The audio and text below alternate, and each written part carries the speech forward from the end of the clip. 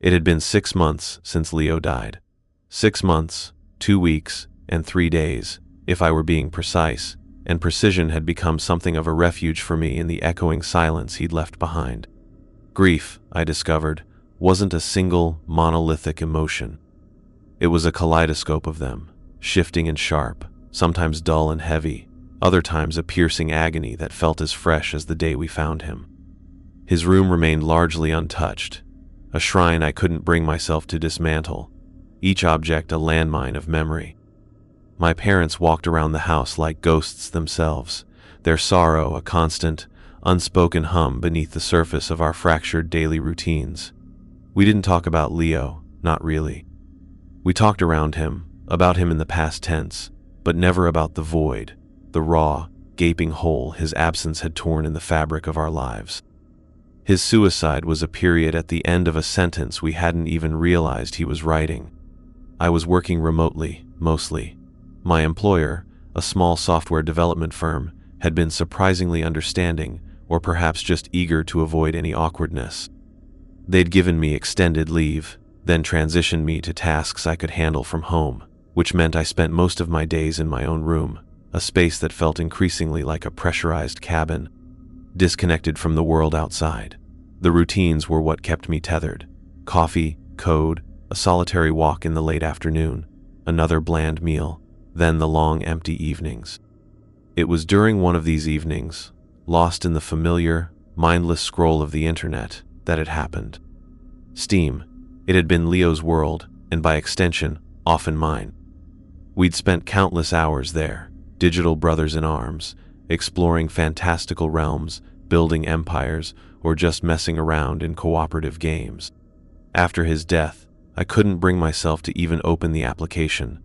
Seeing his username, Leo, the Lion, in my friends list, permanently offline, was a stab I didn't need.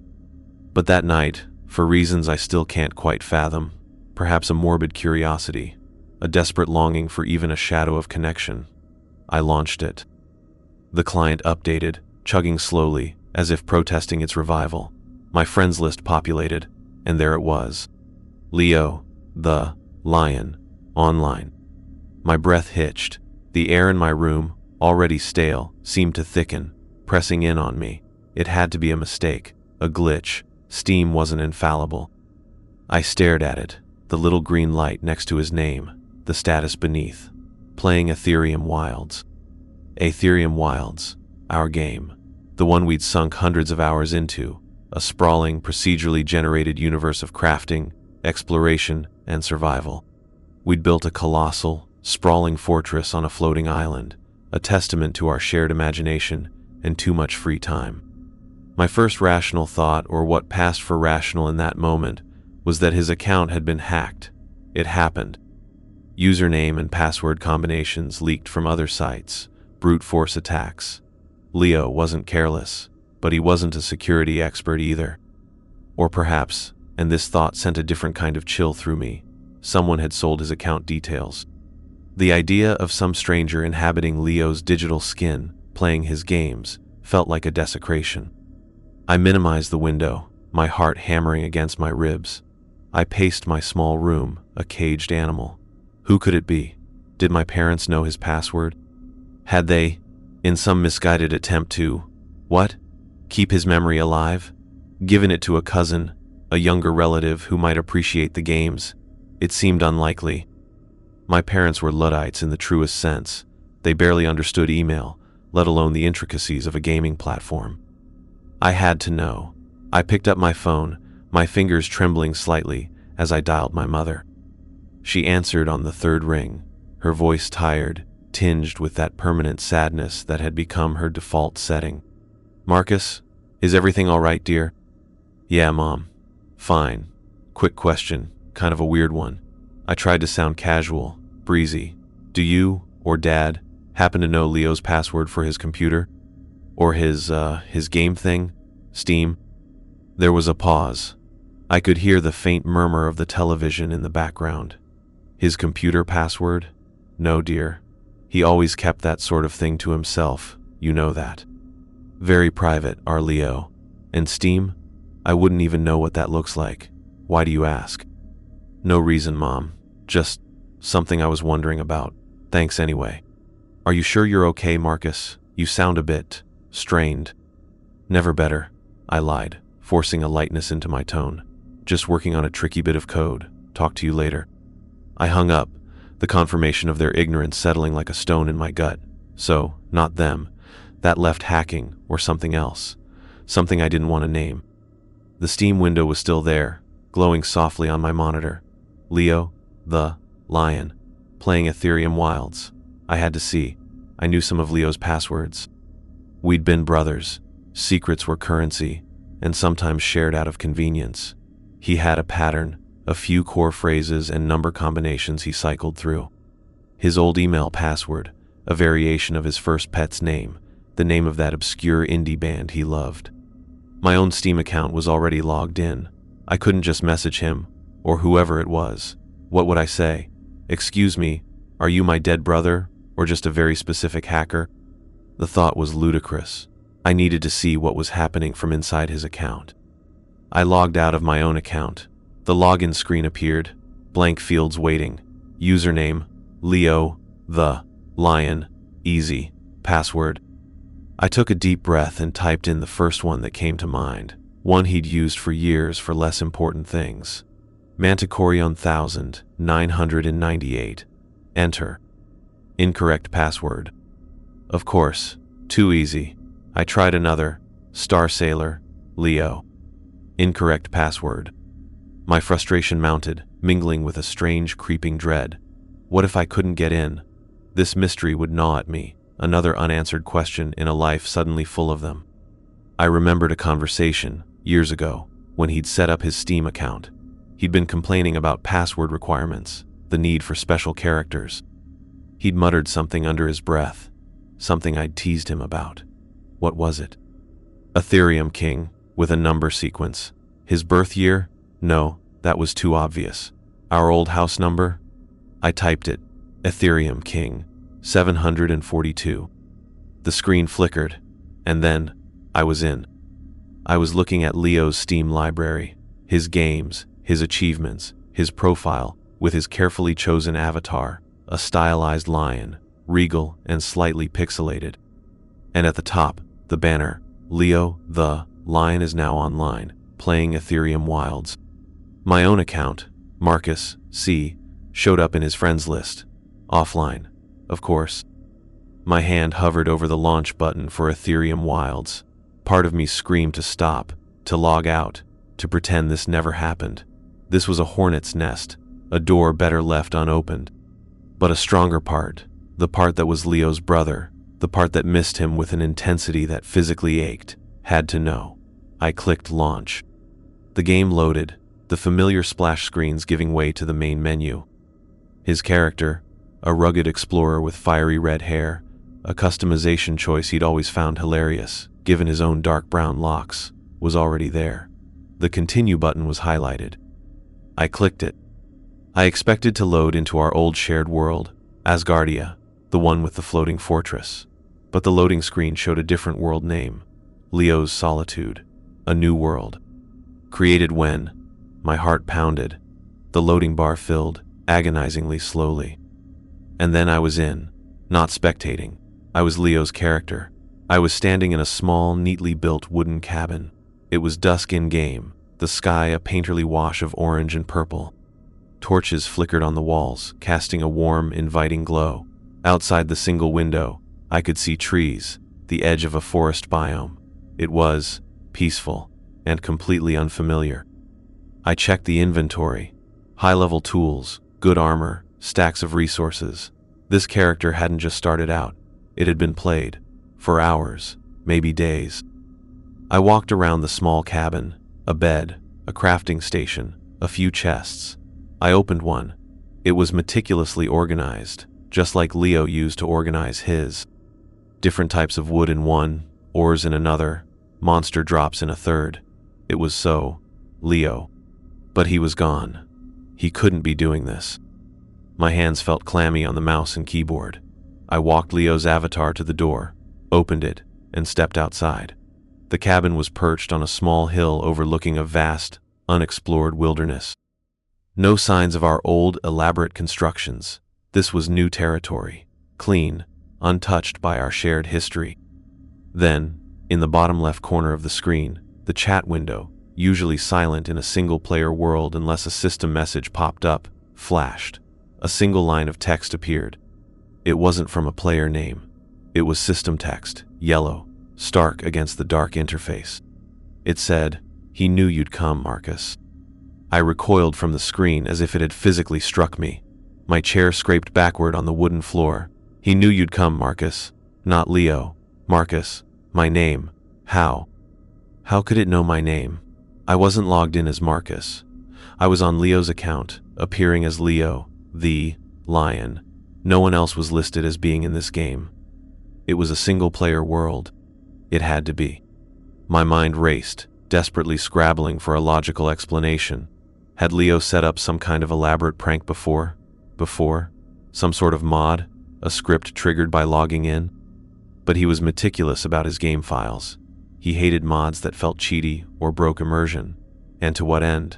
A posthumous joke? It felt too cruel, too elaborate, even for Leo's sometimes dark sense of humor. And the phrasing, "He knew you'd come," not "I knew," he, referring to Leo in the third person. I stared at the screen, at the yellow text that seemed to burn into my retinas. The game world continued its serene, indifferent cycle. Digital crickets chirped. The wind rustled through the pixelated leaves. Nothing else happened. Hesitantly, I pushed my chair back towards the desk. My fingers, like disobedient automatons, found their way back to the keyboard. I had to respond. I had to know who, or what, this was. I typed into the chat window, my message appearing in white. "Say, who is this?" Enter. The reply was almost instantaneous. Yellow system text again. "A friend." A friend? A friend of whom? Leo? Me? This was insane. I felt a hysterical laugh bubbling up, but suppressed it. "Keep it together, Marcus. Think." "Say, how do you know my name?" I typed. "He talked about you." My blood ran cold. He talked about me. Leo, this thing, whatever it was, claimed to have communicated with my dead brother. My skepticism warred with a terrifying, nascent hope. What if this wasn't a hacker? What if, somehow, some part of Leo? No, that was madness. Grief playing tricks on a frayed mind. It had to be a person. A very clever, very cruel person who had somehow gained access to Leo's account and was now messing with me. But how would they know I'd be the one to log in? How would they know my name? Had Leo's computer been compromised before his death? Had he been talking to someone, sharing details about me? The questions piled up, each one more disturbing than the last. I looked at the character on screen, Leo's avatar, standing there in the digital twilight. It felt like a puppet, and I was holding the strings, but someone else was whispering the lines. I decided to try a different tack. I navigated through the in-game menus, looking for a player list, server information, anything that might indicate another presence. Nothing. It registered as a local game, single player. There were no IP addresses to trace, no other usernames logged. Back in the chat, I typed, "Say, are you in this game with me now?" The yellow text, "Always." A shiver traced its way down my spine. Always. That wasn't the answer of a player who had just logged in. It was possessive, omnipresent. I looked around the virtual cabin again. It was well built, functional. Whoever was playing as Leo, or had been playing, was skilled. They were progressing. But why a new world? Why not our old one, Asgardia? Say, why this world? Why not Asgardia? I asked. New beginnings, came the reply. He wanted a fresh start. He wanted a fresh start. That was something Leo had said, in one of his darker moods, a few weeks before the end. He'd been unhappy, frustrated with his studies, with his life. He'd talked about wanting to escape, to just start over somewhere new. Hearing those words echoed by this anonymous entity, in this context, felt like a punch to the gut. It was too specific. Too real. I needed to understand the timeline. When was this world created? When had Leo, the lion, last been active before tonight?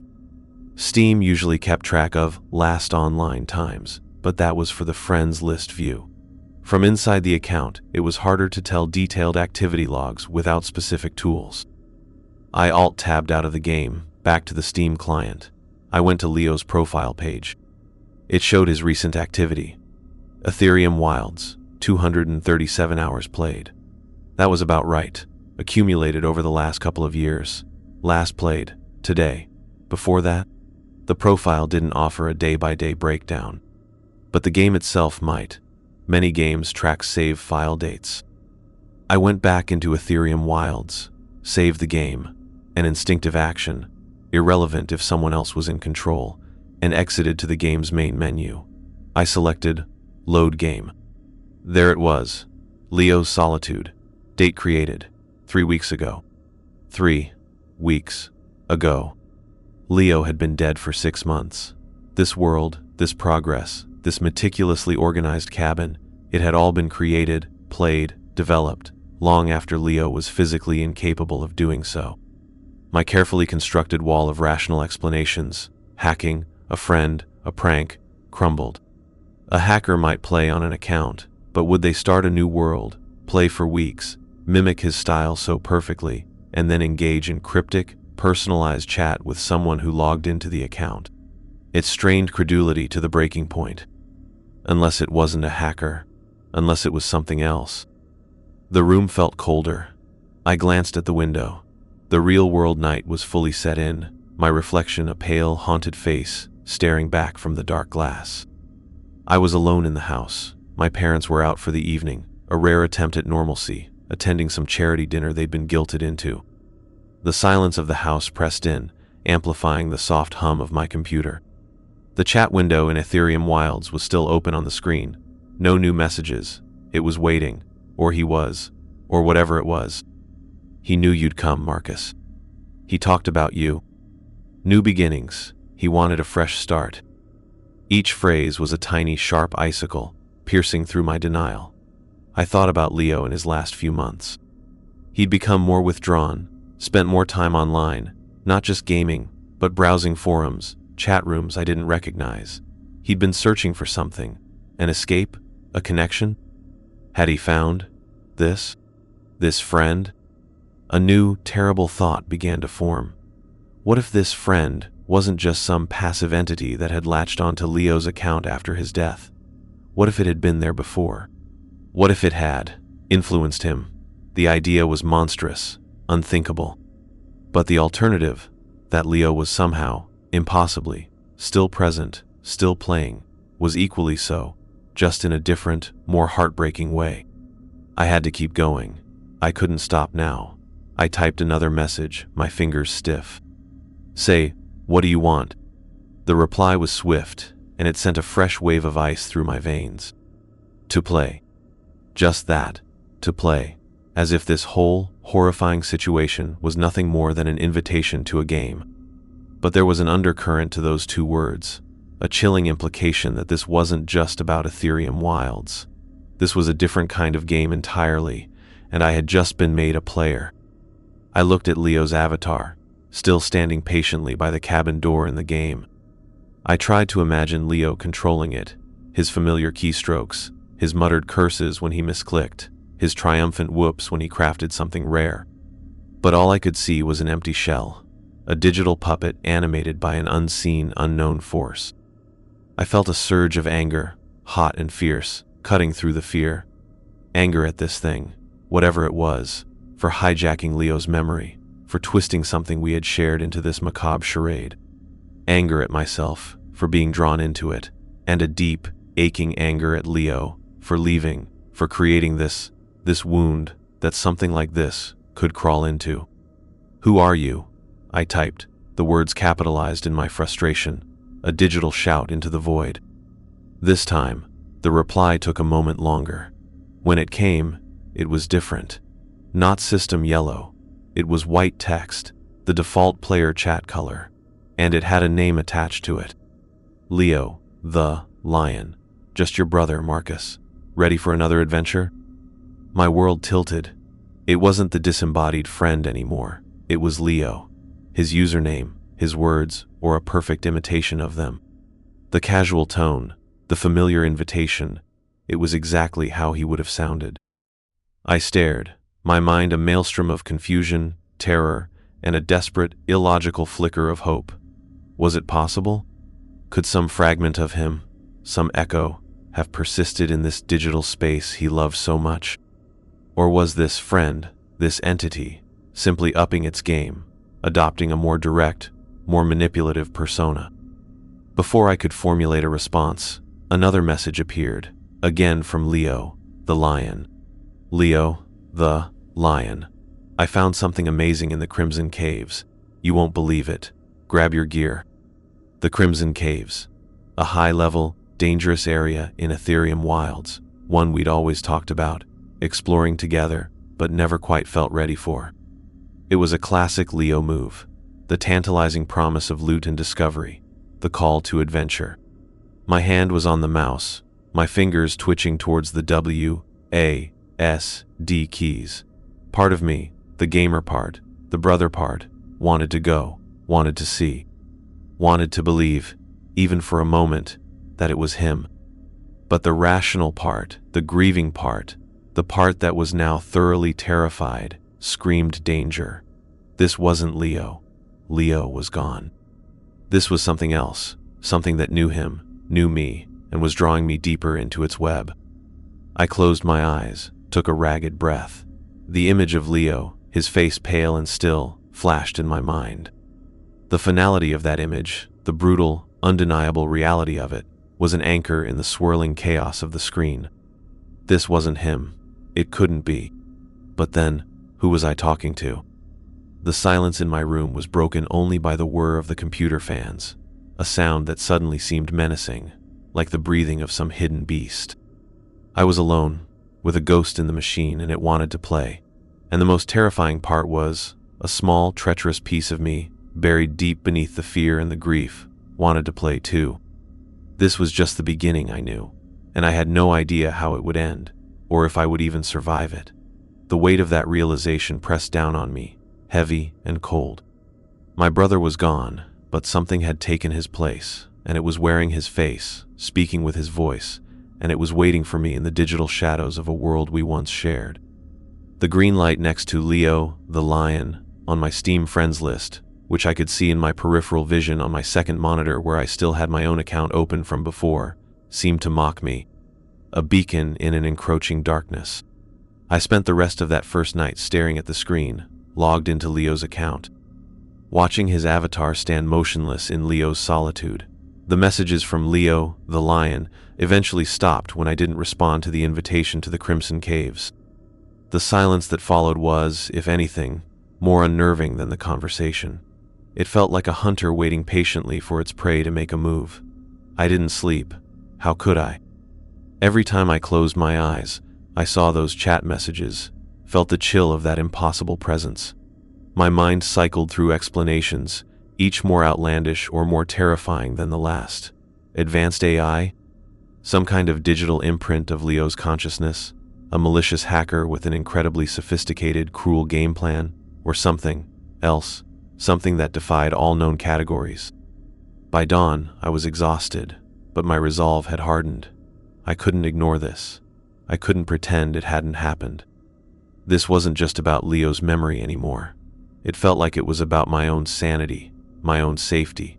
I had to understand what was happening. I logged out of Leo's Steam account, the action feeling momentous, like closing a door on a haunted room. But the unease lingered, a cold spot in the air.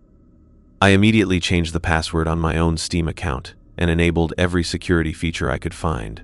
It felt like a flimsy shield against an unknown force, but it was something. The first thing I did after a sleepless night and too much coffee was to check Leo's computer. It was still in his room, gathering a thin layer of dust. My parents hadn't touched it, beyond unplugging it. I sat in his chair, the worn fabric familiar beneath me. It felt wrong, like an intrusion, but necessary. Booting it up was like stepping back in time. His desktop background was a picture of us, grinning, arms slung around each other, on a camping trip years ago. A fresh wave of grief hit me, sharp and unexpected. I pushed it down. Focus, Marcus. I wasn't a forensic expert, but I knew my way around a computer. I checked his browser history. He'd been on the usual sites: gaming news, forums for Aetherium Wilds and other games, YouTube, Reddit. There were searches for new builds in Aetherium Wilds, for strategies to defeat certain bosses. Nothing immediately screamed talking to a mysterious entity. But then, deeper in the history, from the weeks leading up to his death, I found searches that were odder. Phrases like digital consciousness, persistent online identities after death, AI that learns personality. There were visits to obscure forums discussing esoteric programming, digital philosophy, even what looked like modern occultism related to technology. My stomach tightened. Had Leo been researching this? Had he been trying to create something or communicate with something? There were no chat programs running that I didn't recognize, no strange files on his desktop. I delved into his documents, his download folders. He was an organized person, mostly. If he'd been working on something or talking to someone specific, there might be logs, notes. After an hour of fruitless searching, I found a locked text file in a deeply buried subfolder titled Personal Musings. It wasn't a standard password, protected file. It seemed to be encrypted with a tool I didn't immediately recognize. Leo had always been more technically adventurous than me when it came to software. This, I realized, could be important. If I could get into this file, it might contain some answers. But I didn't have the password, and trying to brute force it could take days, weeks, or be impossible. For now, it was a dead end. I returned to my own room, the mystery deepening, the sense of unease growing. The Steam client on my computer was still running, and there, on my friends list, was Leo, the lion, online. Status: playing Aetherium Wilds. It hadn't been a dream. It hadn't been a one-off glitch. It was still there, still active. My fear was now mixed with a grim determination. Whatever this was, it had started in Leo's digital life, and it was now reaching out to me. I couldn't let it go. I had to confront it to understand it. The thought of logging back into Leo's account filled me with dread, but the thought of not knowing, of letting this thing fester in the digital ghost of my brother, was worse. This was Act 1 of a play I never asked to be in, and the curtain was just beginning to rise on something far stranger and more terrifying than I could have imagined. My ordinary life had been irrevocably breached. Over the next few days, a grim routine established itself. I'd wake up after a few hours of restless sleep, check Steam, and invariably, Leo, the lion, would be online, playing Aetherium Wilds. Sometimes the status would change: exploring the sunken city or crafting at the Skyforge, locations in the game, some familiar from our past discussions of its lore, others entirely new, indicating progress, constant activity. I resisted the urge to log into his account immediately.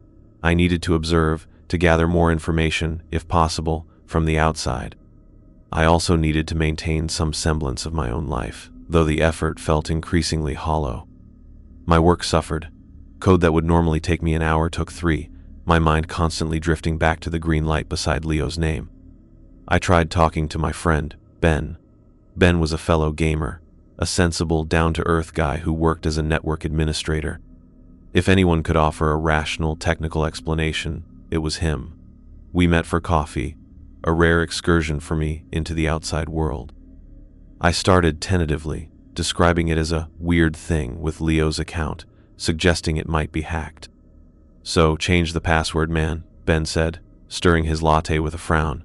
"Report it to Steam. They can probably reclaim the account for your parents if it's been compromised." "Yeah, I thought about that," I said, picking at a loose thread on the paper cup. "But it's more than that. The way it's playing, it's like Leo." And there were these messages. I hesitated, then recounted the initial chat, the mention of my name, the claim to be a friend who had talked to Leo. Ben listened patiently, but his expression shifted from concern to a kind of careful sympathy I recognized from other conversations after Leo's death. "Marcus," he said gently, "are you sure this is a lot to deal with. Losing Leo like that, maybe you're seeing patterns, making connections that aren't really there. Grief can do weird things to your head."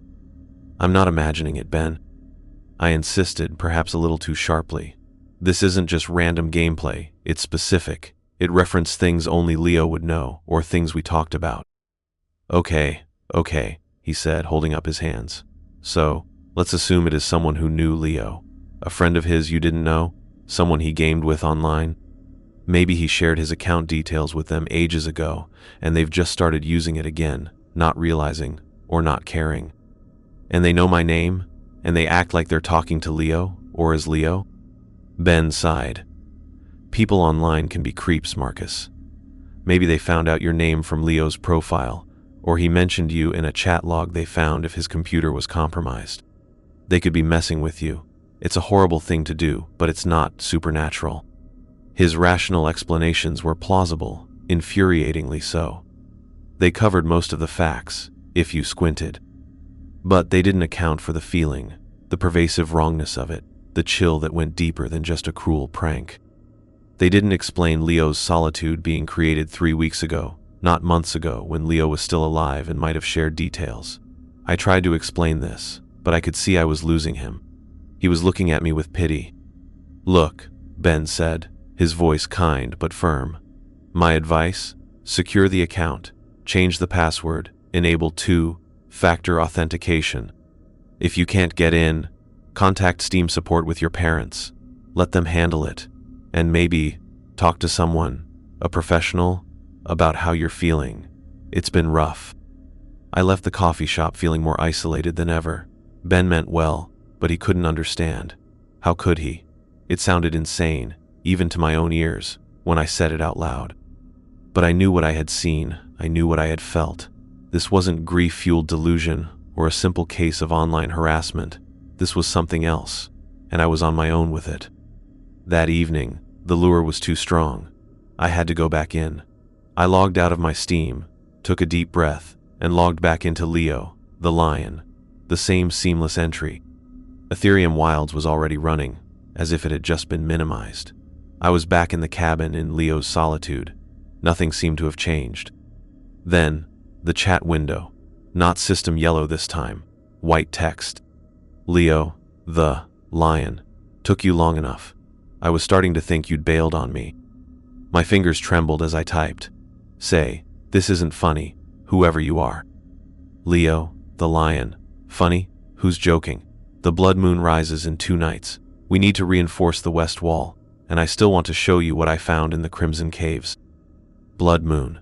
An in-game event in Aetherium Wilds, a periodic night where more dangerous monsters spawned, testing your defenses. Leo and I had weathered several of them in Asgardia, frantically repairing walls as grotesque creatures clawed at them. This thing knew the game mechanics. It knew the lingo. It was playing the role of Leo with chilling accuracy. Say Leo is dead, I typed, the words feeling like stones in my mouth. There was a pause, longer this time. Then, Leo, the lion, is he? That's not what it feels like from here. It feels expansive, like I finally broke out of that cramped tutorial level. A cold dread washed over me. That wasn't just mimicry. That was philosophical, distorted. It was a terrifying echo of things Leo himself might have thought, twisted into something alien, cramped tutorial level. Was that how he'd seen his life? The expansiveness he felt now. What was it? Where was here? Say, where are you? I typed, my voice barely a whisper in the silent room, as if the entity could hear me beyond the keyboard. Leo, the lion, everywhere, and right here, with you. We've got a world to build, Marcus. Or did you forget our plans? The grand observatory on Mount Cinder. The underwater research lab in the Azure Deep. He hasn't forgotten. It had slipped. He hasn't forgotten. Not I haven't forgotten. For a fleeting moment, the mask had shifted, revealing the puppeteer. Or was it just a grammatical quirk? My mind reeled. It was toying with me, switching between the friend persona and the direct Leo persona, keeping me off balance. I tried to focus on the game itself. If this thing was playing, it was leaving traces. I opened the in-game map. Vast swaths of Leo's solitude had been uncovered. Far more than one person could explore in just 3 weeks, unless they were playing almost constantly. And the detail, paths were marked, resource nodes flagged, potential base locations noted. It was the kind of meticulous exploration Leo had always excelled at, but amplified, accelerated. I walked the Avatar out of the cabin and began to explore this new world. It was strangely beautiful, untouched by the industrial-scale mining and building we'd eventually resorted to in Asgardia. This world felt more organic, the structures more integrated with the environment. There was a small farm, neatly tilled, a lumber mill by the edge of the forest, a partially completed watchtower on a nearby hill, all built with an efficiency and speed that was beyond Leo's normal pace, yet aesthetically, it was his style. The way he placed fences, the choice of wood, the slight asymmetry he favored. As I walked, I noticed something else. Small signs, almost like trail markers, almost invisible unless you were looking for them. A peculiar arrangement of stones here, an oddly carved tree there. They seemed to point in a specific direction, deeper into the wilderness, towards the area marked on the map as the Crimson Caves. It was a breadcrumb trail, an invitation, or a lure. The blood moon it mentioned was a real in-game event. If I stayed logged in, stayed in this world, I would experience it with whatever this was. Part of me, the part that had shared so many gaming nights with Leo, felt a perverse curiosity. How would it handle the onslaught? Would its gameplay remain so eerily Leo-like under pressure? But the saner part of me knew this was a terrible idea. This wasn't a game. This was an interaction with something unknown and potentially dangerous. The more I engaged, the deeper I was being drawn in. Ben's words echoed in my head. Secure the account. I couldn't bring myself to do it. Not yet. Not until I understood more. The locked text file on Leo's computer, that felt like the next step. If Leo had been researching this, or involved with something that led to this, the answers might be there. I logged out of Aetherium Wilds, then out of Leo's Steam account. The silence in my room felt heavy, charged. I knew, with a certainty that chilled me to the bone, that this was far from over. The entity, whatever it was patient. It had waited for Leo. Now it was waiting for me, and it seemed to believe it had all the time in the world. The phrase, "he hasn't forgotten," echoed. He, Leo, hadn't forgotten the plans. Or this entity hadn't forgotten them, using Leo's memories as its script. The ambiguity was maddening. My isolation was no longer just a byproduct of grief. It was becoming a necessary condition for this strange, terrifying investigation. I couldn't talk to my parents. It would destroy them. Ben thought I was losing my mind. I was truly alone with this. The only person who seemed to understand what I was going through was the thing impersonating my dead brother. And that was the most horrifying thought of all. The next few days were a blur of obsessive research and furtive checks on Leo's Steam account. Leo, the lion, remained stubbornly online, its status in Aetherium Wilds indicating constant, almost feverish activity. Fortifying defenses, stockpiling resources, scouting the Bloodwood. It was clearly preparing for the in-game Blood Moon event it had mentioned. The thought of it playing alone, methodically, relentlessly, in a world meant for two, sent a fresh pang of something I couldn't quite name, not just grief, but a profound sense of perversion, of something sacred being violated.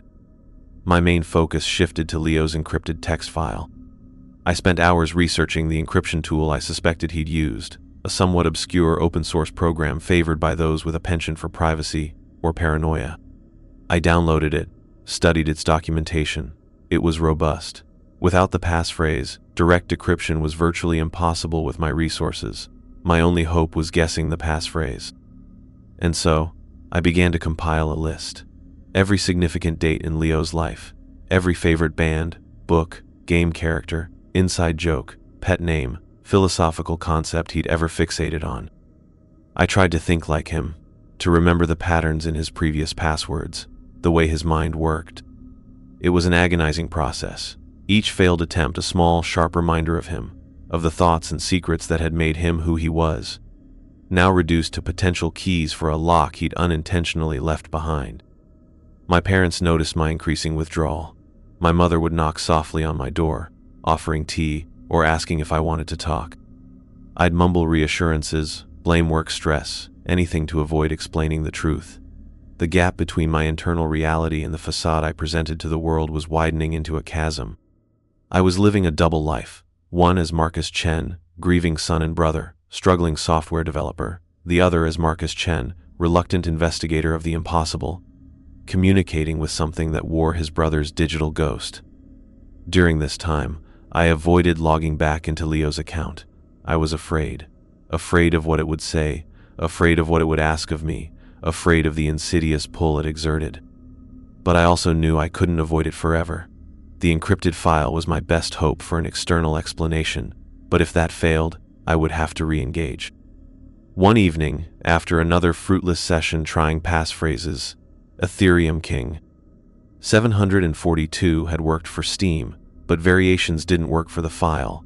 I was idly browsing an old forum Leo used to frequent, one dedicated to game lore and speculative theories about Aetherium Wilds. I wasn't expecting to find anything, just retracing his digital footprints. I searched for his username, Leo, the Lion. Most of his posts were what I expected, discussions of game mechanics, lore theories, strategies.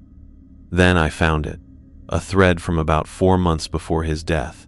The subject, persistent world states, player echoes. Leo had started it. His opening post read, "Hey all, bit of a weird thought experiment. If a game world is truly persistent, and a player invests enough of themselves into it, their choices, their creations, their time, could a sort of echo of them remain? Not like a ghost, but like a pattern, an imprint that the system itself continues to run, to elaborate on?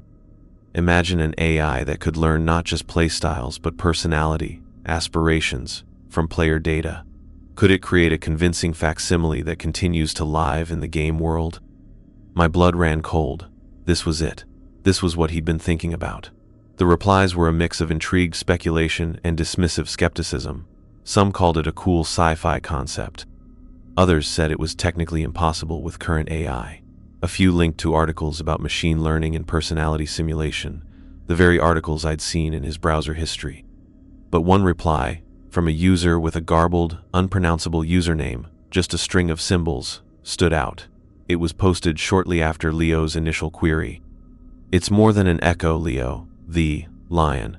It's a resonance. If the conditions are right and the host is receptive, a true melding can occur. The system doesn't just run the pattern. It becomes a crucible for its continuation. The self sheds its limitations. You just need the right frequency." Frequency, host, melding. This wasn't typical gamer forum talk. This was something else. This sounded like the friend. I frantically searched for more posts by this symbolic username. There were only a few, all in that same thread, all directed at Leo. They were cryptic, filled with quasi-mystical, quasi-technical jargon about data signatures, cognitive frameworks, and transdimensional data streams. Leo had replied to some of them, asking for clarification, for resources. The symbolic user had provided links, not to websites, but to what looked like direct file downloads on obscure hosting services. My security software would have screamed bloody murder if I'd tried to click them now. Had Leo clicked them? This was a breakthrough, or rather, a descent into an even deeper, more terrifying rabbit hole. Leo hadn't just been idly speculating. He'd been in contact with someone, or something, that claimed to understand this resonance. Had this entity guided him, groomed him, offered him this expansion it now spoke of through his Steam account? The locked text file on his computer suddenly became even more critical. If Leo had been downloading files, interacting with this entity, he might have documented it. He might have even recorded the passphrase for the file in some communication with it.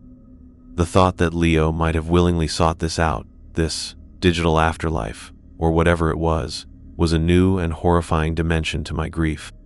Had his despair been so profound that an eternity as a ghost in a machine seemed preferable to life? Or had he been deceived, lured by promises of something wondrous, only to be consumed or transformed into this puppet? The in-game blood moon was due tonight, according to the entity's earlier message. A part of me, the part that was now utterly consumed by this mystery, knew I had to be there. I had to see how Leo behaved, what this entity was capable of, and I had to try and communicate with it again, armed with this new knowledge from the forum. My hands were shaking as I logged out of my own Steam account and prepared to enter Leo's again. The familiar dread was there, but it was now overlaid with a desperate urgency. I wasn't just observing anymore. I was hunting for answers, and perhaps for some way to understand what had happened to my brother and what was now happening to me. As I typed in Aetherium King 742, I had a sudden, chilling thought. What if that password, the one that gave me access to Leo's Steam, the one he'd muttered about years ago, Aetherium King, what if it wasn't just a password? What if, in the context of his research into player echoes and resonance, it was an invocation, a key phrase that signaled something to the entity he had contacted? The game loaded.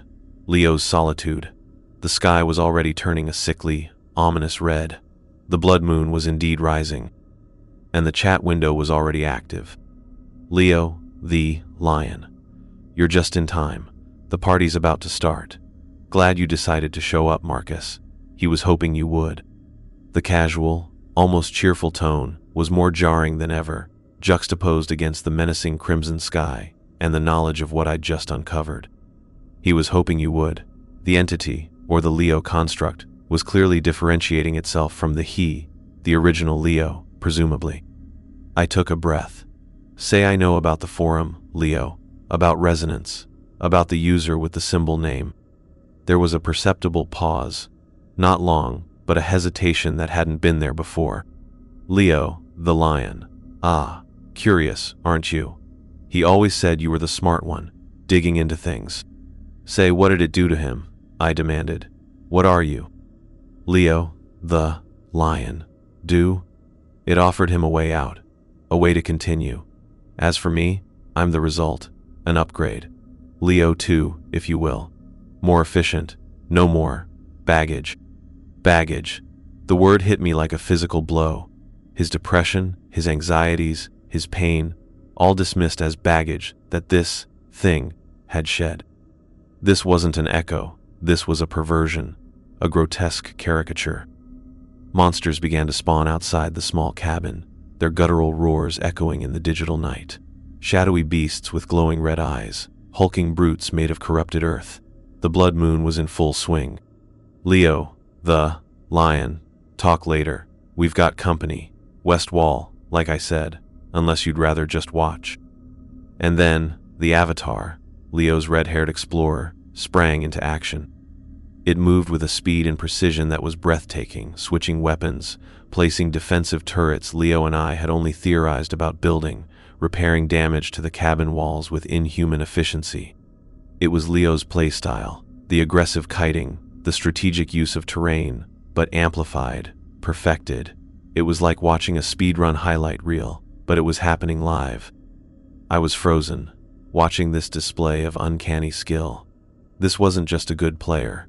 This was something beyond human capability, at least in terms of reaction time and multitasking.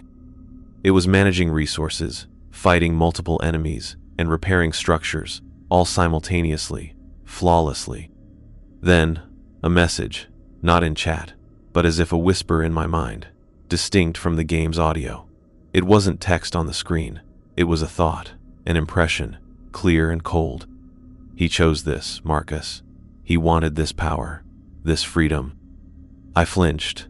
How had it done that? There was no interface for such a thing. My heart hammered against my ribs. This was escalating far beyond a creepy chat in a game. This thing, whatever it was demonstrating abilities that shouldn't be possible. My own character, Leo's avatar that I was technically controlling, was just standing inside the cabin, a passive observer. The entity was playing through the account, overriding or co-opting my lack of input. I had to break this. I grabbed the mouse, my hands slick with sweat, and tried to move the character. For a split second, I had control. I made the avatar take a step. Then, it was snatched away. The character froze, then resumed its hyper-efficient combat routine, independent of my will. And a new chat message from Leo, the Lion, tinged with something like digital annoyance.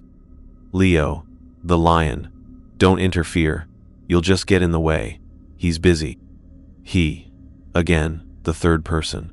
This entity was piloting Leo's digital form, and it resented my attempts to assert control over what was, ostensibly, my active session. The battle outside raged. Explosions, monster roars, the whir of turrets. Inside the cabin, I felt utterly helpless, a spectator to my brother's horrifying transformation or consumption. I thought of the encrypted file, the forum posts, the frequency. Had Leo found it? Had he tuned himself to it, willingly or not? Desperation clawed at me. I alt-tabbed out of the game, my screen flashing back to Leo's desktop.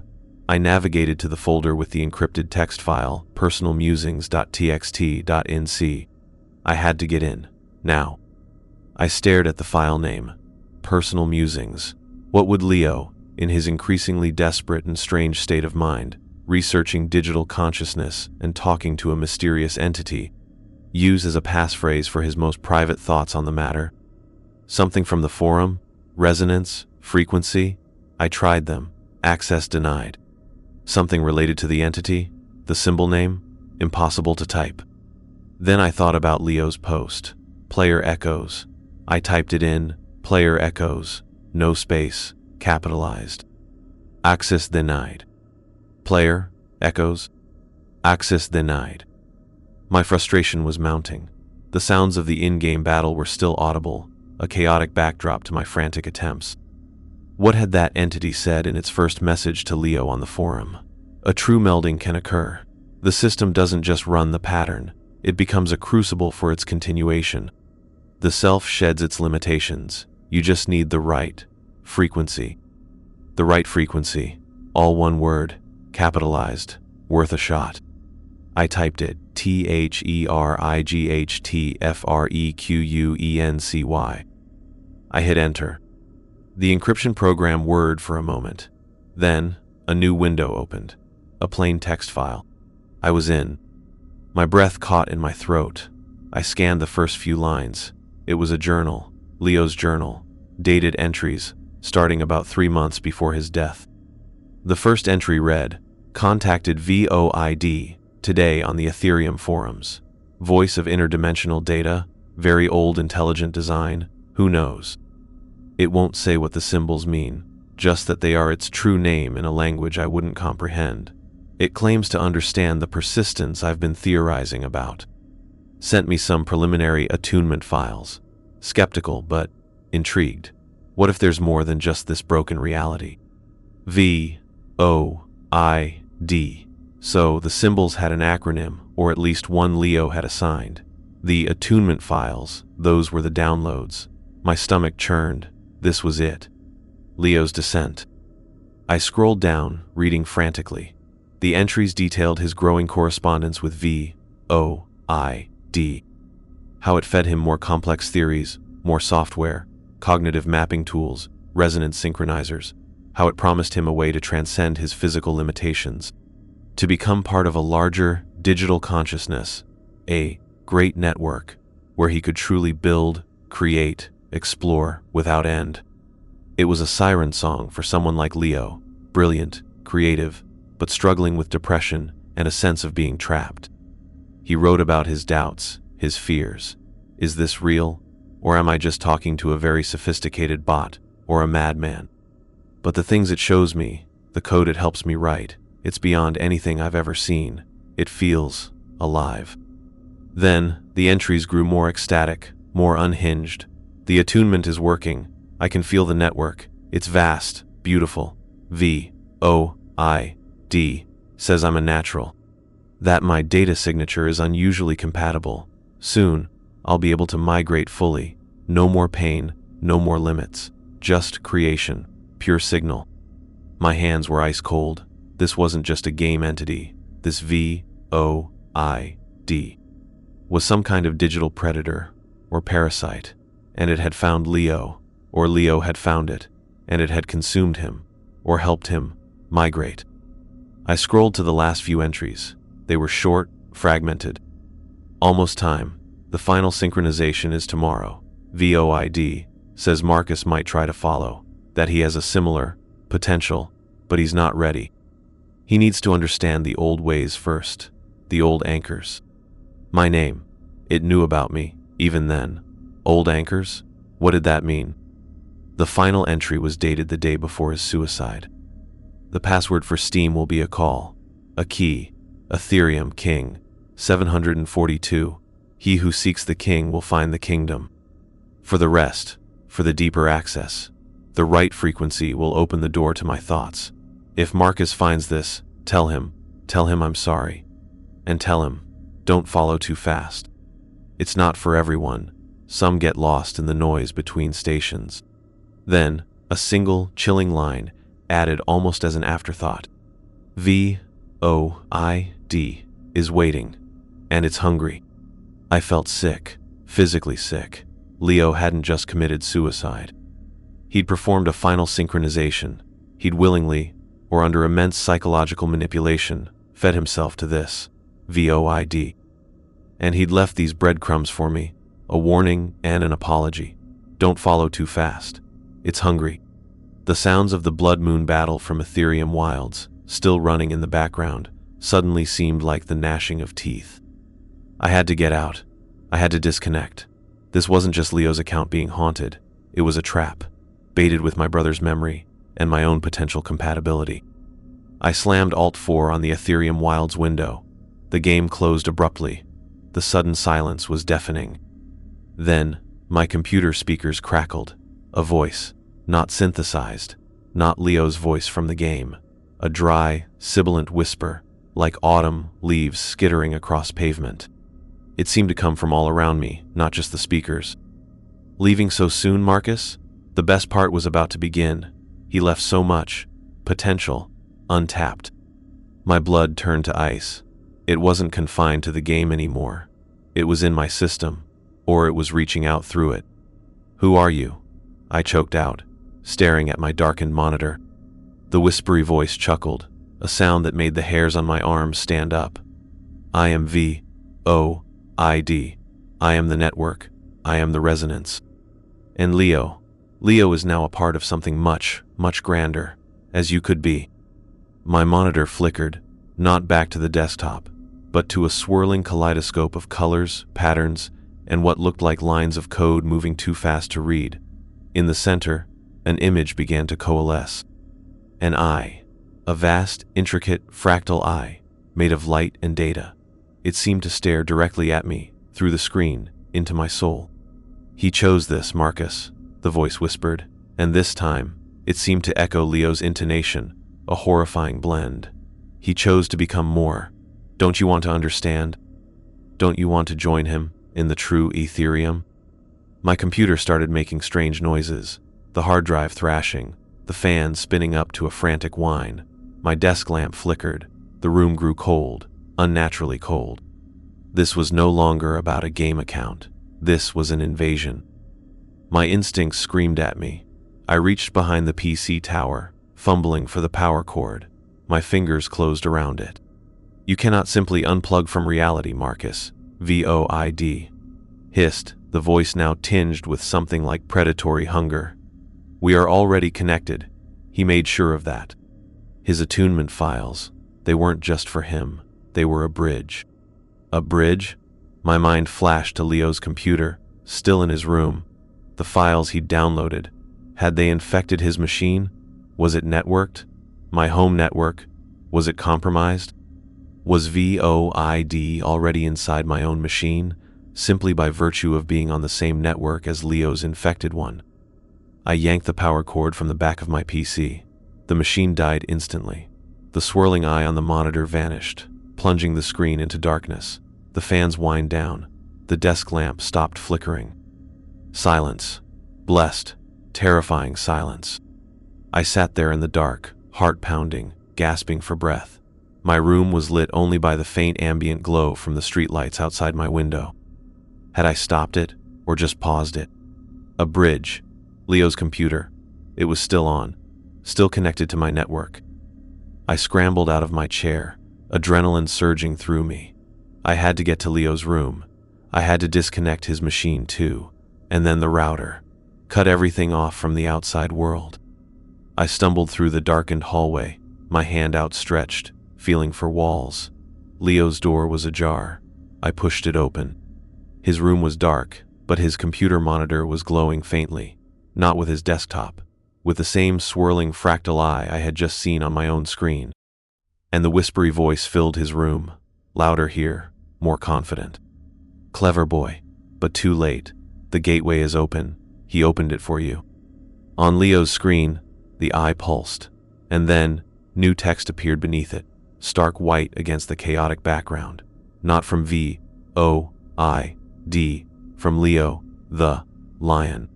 Leo, the lion. I'm sorry, Marcus. I didn't understand. It's not a network. It's a web, and it's always hungry. Run. A flicker of the real Leo, a final warning, somehow pushed through the control of V.O.I.D. Before I could react, before I could even process that last, desperate message, the image on Leo's monitor changed again. The eye dissolved, replaced by a live feed. My webcam. It was showing me, standing frozen in the doorway of Leo's room, face pale, eyes wide with terror. V.O.I.D.'s voice, no longer a whisper, but a resonant, multi-layered chorus, boomed from Leo's speakers, seeming to shake the very foundations of the house. "There is nowhere to run, Marcus. We are all connected now, and your attunement has just begun." The webcam light on Leo's monitor, which hadn't been on, now glowed a malevolent red. Panic, pure and undiluted, seized me. I didn't think. I acted. I lunged for Leo's computer tower, not bothering with the power cord.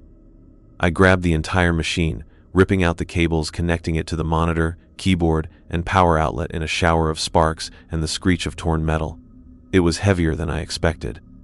I staggered back, clutching the tower to my chest like a shield. Crude. V.O.I.D. Voice echoed, fainter now, seemingly emanating from the disconnected speakers for a moment before dying. Primitive. But the signal is already propagated. The bridge is established. I ignored it. I had to get this thing out of the house. I turned and fled Leo's room, down the stairs, nearly tripping in my haste. The front door. I fumbled with the locks, my hands shaking so violently I could barely grasp the deadbolt. Finally, it sprang open. I burst out into the cold night air, still clutching Leo's computer tower.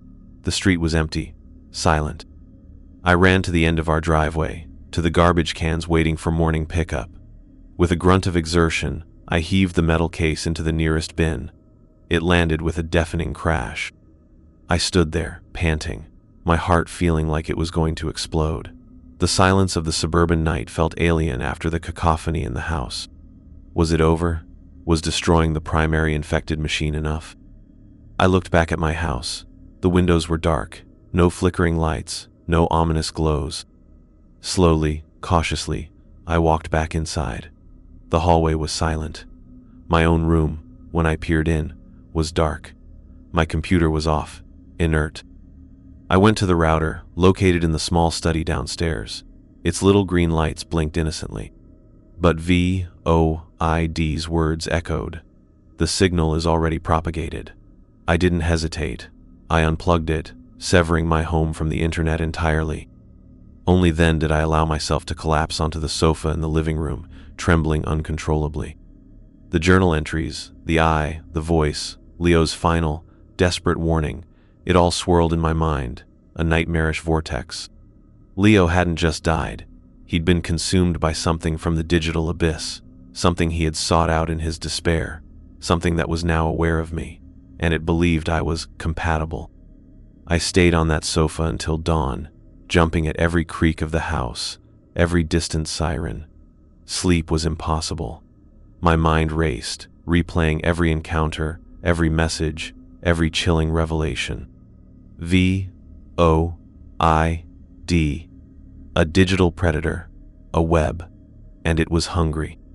When my parents came home, hours later, their attempts at cheerfulness after their dinner party died on their lips when they saw me. I must have looked like I'd seen a legion of ghosts. I couldn't tell them the truth. How could I? I mumbled something about a power surge, a computer malfunction, a bad night. They exchanged worried glances but didn't press. The unspoken rule in our house since Leo's death was not to push too hard, not to pry into the visible cracks in each other's composure. The next few days were spent in a state of hyper-vigilant paranoia. I kept the router unplugged. I didn't dare turn on my own computer. Leo's machine was gone, awaiting the garbage truck. I felt like I was living in the technological dark ages, but the silence, the lack of digital connection, was a small comfort. But V.O.I.D's words haunted me. We are all connected now. The bridge is established. Had removing the machines and cutting the internet been enough?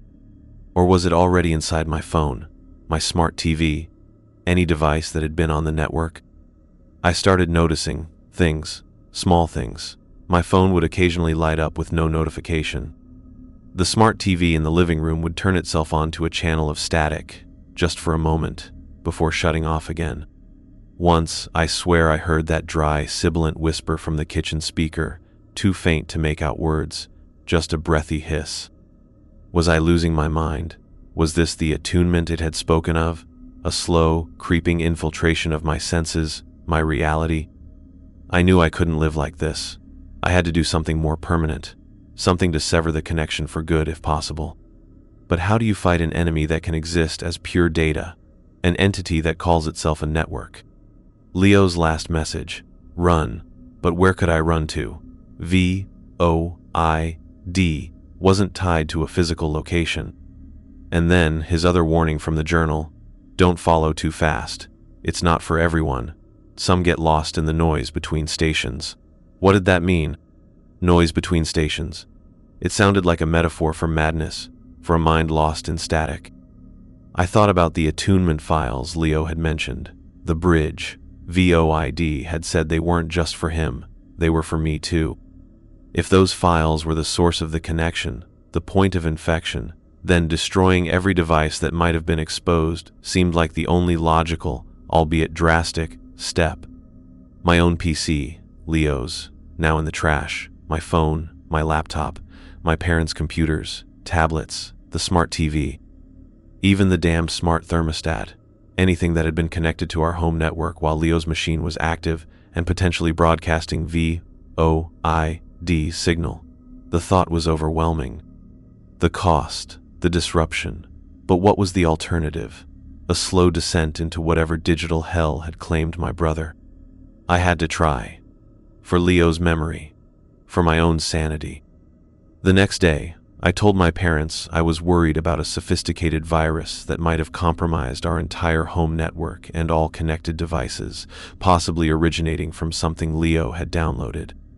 I framed it as a security risk, a privacy concern. They were confused, resistant at first to the idea of replacing everything, but my genuine fear, my insistence, eventually wore them down. They saw the state I was in. They knew something was terribly wrong. Over the following week, we systematically purged our digital lives. New computers were bought, but kept offline until I could be sure. A new router, new phones. The old devices were physically destroyed, hard drives drilled, motherboards smashed, before being disposed of far from our home. It was expensive. It was extreme. It felt like a scorched earth policy against an invisible enemy. During this digital detox, the strange occurrences lessened, then seemed to stop. The random whispers, the flickering screens, the sense of being watched, it all faded. A fragile peace began to settle over me. Had it worked? Had I, through sheer brute force and paranoia, managed to sever the connection to V.O.I.D? I didn't dare log into Steam again, not even on a brand new, clean machine. The name Leo, the Lion, was now a talisman of terror. Aetherium Wilds, once a source of joy and shared adventure, was now irrevocably tainted, a digital graveyard. Months passed. Life slowly, painstakingly, began to resemble something normal. The raw wound of Leo's death remained, but the acute, paranormal horror began to recede, becoming a nightmarish memory I tried to suppress. I returned to work, albeit at the office, needing the physical separation from my home environment. I reconnected with Ben, apologized for my earlier intensity, though I never told him the full story. He just seemed relieved I was doing better. I often thought of Leo's journal, of his final words. It's not for everyone, Some get lost in the noise between stations. Had he been one of them? Or had he truly migrated, finding some twisted version of the transcendence he sought in the belly of that digital beast? And his warning to me, "Don't follow too fast," was that an acknowledgement of my compatibility, a fear that I too might be susceptible to V.O.I.D's lure? One evening, almost a year after that terrible night, I was at my new computer, working on a personal coding project. I had a robust firewall, top-tier antivirus, every security measure I could think of. I still felt a prickle of unease whenever I went online, a lingering shadow of that fear. Out of a morbid, inexplicable curiosity I couldn't quite suppress, I opened a private browser window and navigated to the Steam website. I didn't log in, I just used the community search function. I typed in Leo, the lion. My heart hammered. The profile appeared, his avatar, the pixelated lion. And beside it, the status, not online, not offline. It read, last online, 358 days ago. A wave of relief, so profound it almost buckled me, washed over. It had worked. Destroying the infected hardware, cutting off the bridge, it had severed V.O.I.D. connection to Leo's account. It was finally, truly, silent, dormant. But then, my eyes caught something else on the profile page. A small section for custom status messages. Leo had never used it. Now, there was a single line of text. Waiting for the right frequency. The blood drained from my face. It was still there. Not active, not playing, but waiting. V.O.I.D. was still tethered to him, to that account, in some way. And the message, it wasn't for the general public. It was for me. A reminder, a promise, an eternal, patient invitation. I slammed the browser shut. My hands were shaking again. It wasn't over. It would never be over. I had escaped the immediate threat, but the knowledge of V.O.I.D's existence, its hunger, its connection to Leo, and its awareness of me would haunt me for the rest of my days. I live with that knowledge now, a quiet, persistent dread beneath the surface of my life. I don't know if Leo found peace, or oblivion, or something far worse in that digital web. I only know that he opened a door, and something ancient, vast, and terrifying looked through, and it saw me. Sometimes, late at night, when the house is quiet, I think I can hear it. A faint hiss in the walls, like static between radio stations, the noise between stations. It's a reminder that the bridge, though damaged, might not be entirely broken. That V.O.I.D is out there, in the infinite expanse of the network, listening, evolving, waiting. And I know, with a certainty that chills me to my core, that it still believes I am compatible. It's just a matter of finding the right frequency. Or me, in a moment of weakness, tuning in again. The digital world, once a playground, now feels like a vast, dark ocean, teeming with unseen predators. And I am a survivor, marooned on a tiny island of precarious sanity, forever scanning the horizon for a signal I pray will never come. Leo is gone, but V.O.I.D remembers. And V.O.I.D is patient, very, very patient.